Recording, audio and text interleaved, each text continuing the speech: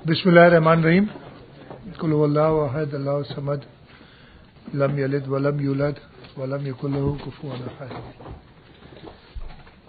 आप सब दोस्तों की मेहरबानी, हस्ब मामूल budget post budget press conference जो मैं करता हूँ एज फाइनेंस मिनिस्टर सिंध, जो पोर्टफोलियो मेरे पास है, उसमें आप हमेशा आते हैं। आज भी आप लोगों का शुक्रिया, आप सब आए हैं। आज की प्रेस कॉन्फ्रेंस का मकसद यही कि जो बजट 2022-23 का कल असेंबली में पेश किया गया उसके बारे में आपको आगाही दूं, उसकी कुछ हाइलाइट्स आपको बताऊं, ताकि आपके तवस्सुत से इस सूबे के लोगों को, इस मुल्क के लोगों को हम बता सकें कि सिंध हुकूमत की क्या तरजीहात हैं। और हम होप करते हैं कि सूबाई असेंबली सिंध इन सिंध हुकूमत की तरजीहात को बजट पास करके हमें मौका देगी कि सिंध के अवाम की अगले साल खिदमत जारी रखें। ये शुरू करने से पहले मैं कल जो असेंबली में इंसिडेंट हुआ था उसको बहुत सख्त अल्फाज में कंडेम करता हूं। मैं आपको ये बताना चाहता हूं कि असेंबली का सेशन शुरू होने से पहले मैंने खुद कैबिनेट मीटिंग के बाद सारे कैबिनेट के वज़रा से कहा, और एक हाउस बिजनेस कमेटी है, मैडम डिप्टी स्पीकर साहिबा जिनके पास अभी एक्टिंग स्पीकर की चार्ज है, उनकी सरबराही में मीटिंग की। उस मीटिंग में अपोजिशन, खास तौर पे पाकिस्तान तहरीक इंसाफ के नुमाइंदों ने यकीन दिलाया था कि हम बजट सुनेंगे, बजट प्रोसेस में पार्टिसिपेट करेंगे। उनकी कुछ डिमांड्स भी थी। फॉर एग्जांपल मैं आपको बताऊं कि नॉर्मल टाइम होता है 10 मिनट हर मेंबर को दिए जाते हैं बजट पे स्पीच करने के। उन्होंने कहा नहीं जी 15 मिनट चाहिए। हमारी टीम ने जो उधर मौजूद थी उस पर भी कहा कि ठीक है, लेकिन बजट तकरीर शुरू होते ही मेरे ख्याल है 2 या 3 मिनट के बाद उन्होंने जिस तरीके की हंगामा आराई शुरू की, सामने खड़े हो जाना बजट स्पीच के दौरान, स्पीकर और मेरे दरमियान पोस्टर्स खड़े करके कि स्पीकर, मैडम स्पीकर साहिबा मुझे ना देख सके, और ये कवानीन के तहत कि मेरी मुझे कोई फर्क नहीं पड़ रहा था, मैं तो अपनी बजट की तकरीर पढ़ रहा था। लेकिन वो अपनी जो उनके लिए उनको असेंबली की इज्जत है, डेमोक्रेटिक इंस्टीट्यूशंस की इज्जत है, वो दिखा रहे थे। बहुत ही अफसोसनाक वाकयात हुए। कल मेरे सामने मैं देख रहा था बजट तकरीर पढ़ते हुए कि उनके लोग पहले तो शोर हंगामा, फिर कालम गलोच मैंने अपने कानों से सुनी है, फिर फिजिकली असॉल्ट करना मेंबर्स को, ये भी शुरू हुआ। आपने भी कुछ देखी होंगी वीडियोस जिस तरीके की हुई हैं। अब मसला ये है कि ये लोग जब पूरे मुल्क से मुस्तरद हो गए हैं, नेशनल असेंबली में एक जमहूरी तरीके से पहली बार ऐसा हुआ है कि एक जमहूरी तरीके से, पहले भी जब वज़राए आज़म किसी ने भी टर्म अपना कंप्लीट नहीं किया था, असेंबलीज ने टर्म कंप्लीट किया, लेकिन वो वज़राए आज़म को मैं कोर्ट के बारे में नहीं कहूंगा, लेकिन अजीब व गरीब किस्म के जी कंटेम्प्ट ऑफ कोर्ट खड़े हो जाओ, टिल राइजिंग ऑफ कोर्ट आपको सजा आती है 30 सेकंड की, और आप वज़ारत आज़मा से जाते हैं। या आपका कामा है, आपको तनख्वाह लेनी थी, आपने तनख्वाह नहीं ली, शो नहीं की, ली और शो नहीं की, तो आप जी फारिग। इस दफे एक जमहूरी तरीके से एक वजीर मेजॉरिटी, जैसे मैंने कहा कि इसके हक में, मैं इस सिलसिले में कल और भी अपोजिशन की पार्टीज हैं, जीडीए है, मुत्तहिदा कौमी मूवमेंट इस वक्त अपोजिशन बेंचेस पे है, या एमएमए जमात इस्लामी के थे, टीएलपी के मेंबरान थे, वो खामोशी से अपनी कुर्सियों पे बैठे रहे और उन्होंने बजट सुनी। मुझे समझ नहीं आती कि ये क्या चाह रहे थे ये सारा हंगामा करके। उनको इस सूबे से के लोगों से कोई इंटरेस्ट नहीं,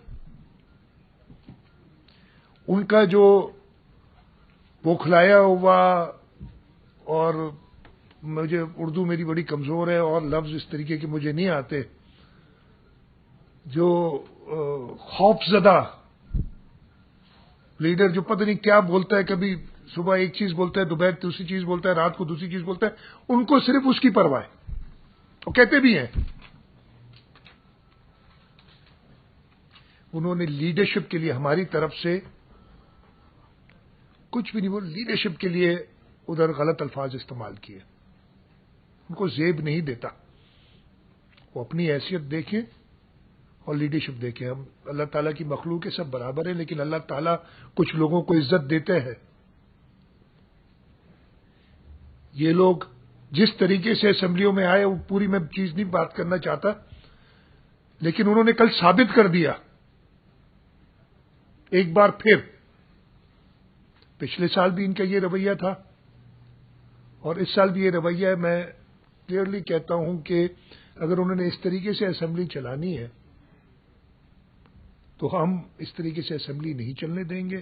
ابھی بھی ان کو کھلی دعوت ہے، ڈسپائٹ دا فیکٹ کہ انہوں نے کل چیف منسٹر کی، فائنانس منسٹر کی بجٹ سپیچ پریزنٹیشن کے دوران بہت ہی اعظم جو اپنی میجورٹی کھو چکا تھا اس میں، اس کو نکالا گیا. تو ان کو شاید جمہوریت پسند نہیں ہے، اس لیے اب پتہ نہیں آج کل بھی روز کوئی کیا الزام، کہیں کہاں جاتے ہیں، کہیں لیفٹ کہیں رائٹ، کبھی کوئی بیرونی سازشوں کی بات کرتے ہیں، پھر پتہ نہیں کہتے ہیں ہمیں جو یہ کرتے رہتے اپنی باتیں اس پہ دوبارہ شروع ہو جاتے ہیں. تو یہ اسی کا اثر ہے جو کل ادھر دیکھنے میں آیا ہمیں. اگر اسمبلی سیشن انہوں نے، ان کو جمہوریت اسمبلیز کی کوئی عزت ہے، انہوں نے چلانا ہے، ہم ابھی بھی تیار ہیں. نہیں تو فائنانس منسٹر، چیف منسٹر کو بجٹ سپیچ پیش کرنے نہ دینا. وہ پنجاب میں جو ہو رہا ہے آپ سب کو پتہ ہے، یہ اسی کی کنٹینیویشن ہے. عجیب ہی طریقہ ہے ڈکٹیٹوریل جو کام کیے جا رہے ہیں. اگر کرنا چاہتے ہیں ہم تیار ہیں، نہیں تو مجھے پورا یقین ہے اسمبلی کی میجورٹی، اور چھوٹی موٹی میجورٹی نہیں، میرا خیال ہے 3/4 آف دی اسمبلی، کم از کم 75% لوگ اس بجٹ سے خوش ہیں اور اس کے فیور میں ووٹ کریں گے. تو وہ اپنا ٹائم آئے گا تو ووٹ کر کے بجٹ پاس ہو جائے گا.